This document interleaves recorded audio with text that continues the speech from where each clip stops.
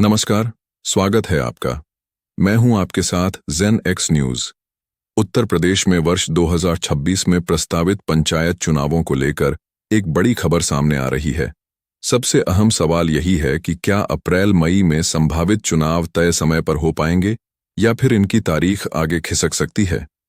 लखनऊ से मिल रही सूचनाओं और अदालत में दायर हलफनामे के बाद तस्वीर पूरी तरह स्पष्ट तो नहीं हुई है, लेकिन इतना जरूर है कि प्रक्रिया लंबी चलने के संकेत मिल रहे हैं। दरअसल प्रदेश सरकार ने इलाहाबाद हाई कोर्ट की लखनऊ पीठ में बताया है कि पंचायत चुनाव से पहले एक समर्पित पिछड़ा वर्ग आयोग का गठन किया जाएगा। इसी आयोग की रिपोर्ट के आधार पर ओबीसी आरक्षण का निर्धारण किया जाएगा। यहीं से देरी की आशंका जन्म लेती है, क्योंकि आयोग के गठन से लेकर सर्वे, डेटा विश्लेषण और अंतिम रिपोर्ट सौंपने तक कई प्रशासनिक और कानूनी प्रक्रियाएं पूरी करनी होती हैं। मामला तब और गंभीर हो गया जब स्थानीय निकाय चुनावों में ओबीसी आरक्षण को लेकर कानूनी चुनौती दी गई। याचिकाकर्ताओं ने दलील दी कि मौजूदा पिछड़ा वर्ग आयोग को पंचायत स्तर पर आरक्षण तय करने का स्पष्ट वैधानिक अधिकार नहीं है। सुनवाई के दौरान सरकार ने सुप्रीम कोर्ट के दिशा निर्देशों का हवाला दिया और कहा कि ट्रिपल टेस्ट की प्रक्रिया अपनाई जाएगी। सुप्रीम कोर्ट ने स्पष्ट किया है कि किसी भी स्थानीय निकाय चुनाव में ओबीसी आरक्षण लागू करने से पहले 3 शर्तों को पूरा करना अनिवार्य है। पहली शर्त, एक समर्पित आयोग का गठन जो पिछड़े वर्गों की वास्तविक स्थिति का अध्ययन करे। दूसरी शर्त, समकालीन और वस्तुनिष्ठ सर्वेक्षण के आधार पर उनकी सामाजिक और शैक्षिक स्थिति का आकलन। तीसरी शर्त, कुल आरक्षण 50% की सीमा के भीतर ही रखा जाए। इन तीनों शर्तों का पालन किए बिना चुनाव कराने पर कानूनी अड़चनें खड़ी हो सकती हैं। इसी कारण अब राज्य सरकार को औपचारिक अधिसूचना जारी कर आयोग का गठन करना होगा। आयोग गठित होने के बाद राज्य भर में एक रैपिड सर्वे कराया जाएगा। इस सर्वे का उद्देश्य यह तय करना होगा कि पंचायतों की कितनी सीटें और किन क्षेत्रों में ओबीसी वर्ग के लिए आरक्षित की जानी चाहिए। सर्वे के आंकड़ों को एकत्र कर उनका विश्लेषण किया जाएगा। फिर आयोग अपनी सिफारिशों के साथ अंतिम रिपोर्ट सरकार को सौंपेगा।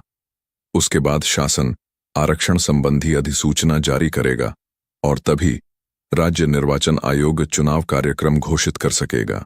सूत्रों के अनुसार केवल आयोग के गठन की प्रक्रिया में ही कुछ सप्ताह लग सकते हैं।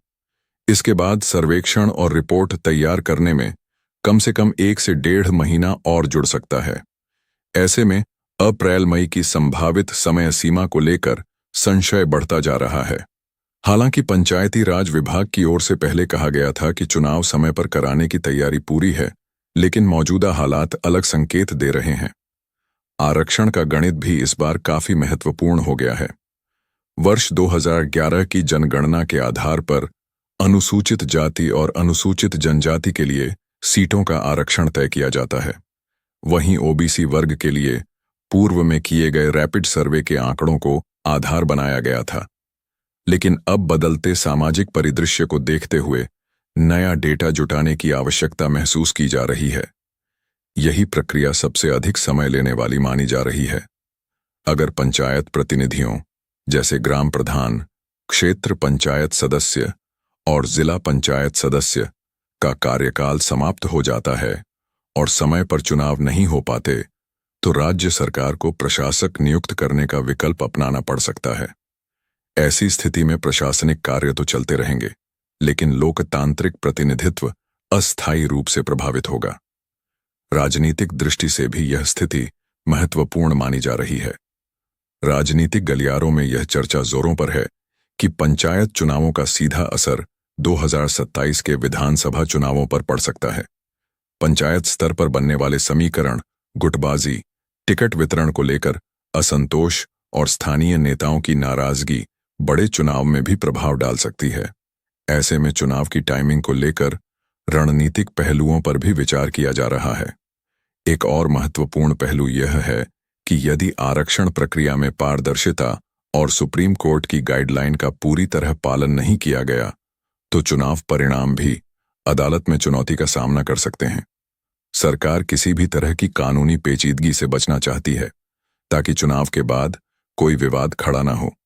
यही कारण है कि इस बार प्रक्रिया को पूरी तरह नियम सम्मत और ठोस आधार पर पूरा करने की तैयारी है। विशेषज्ञों का मानना है कि ट्रिपल टेस्ट की प्रक्रिया केवल औपचारिकता नहीं है, बल्कि यह सामाजिक न्याय और संवैधानिक संतुलन सुनिश्चित करने का माध्यम है। यदि सर्वे वैज्ञानिक ढंग से किया गया और वास्तविक स्थिति के आधार पर आरक्षण तय हुआ, तो इससे भविष्य में विवाद की संभावना कम होगी। लेकिन इसके लिए समय और संसाधन दोनों की आवश्यकता है।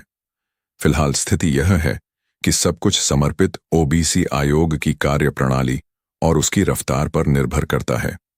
आयोग कब तक गठित होता है, सर्वे कितनी तेजी से पूरा होता है और अंतिम रिपोर्ट कब सौंपी जाती है, यही कारक तय करेंगे कि उत्तर प्रदेश में पंचायत चुनाव तय समय पर होंगे या कुछ महीनों के लिए टल जाएंगे। सरकार की मंशा समय पर चुनाव कराने की बताई जा रही है, लेकिन कानूनी और प्रशासनिक प्रक्रियाओं को देखते हुए चुनौतियां कम नहीं हैं। आने वाले हफ्तों में यदि आयोग गठन की अधिसूचना जारी होती है, तो तस्वीर और साफ हो सकेगी। तब तक राजनीतिक दल, संभावित प्रत्याशी और आम जनता सभी इंतजार की स्थिति में हैं। तो कुल मिलाकर पंचायत चुनाव 2026 की टाइमलाइन अभी अनिश्चितता के दौर से गुजर रही है। निर्णय आयोग की रिपोर्ट और सरकार की अधिसूचना पर टिका है। जैसे ही इस मामले में कोई ठोस अपडेट सामने आएगा, तस्वीर साफ हो जाएगी। फिलहाल हमें थोड़ा और इंतजार करना होगा। बाकी इस मुद्दे पर आपकी क्या राय है, हमें जरूर बताएं।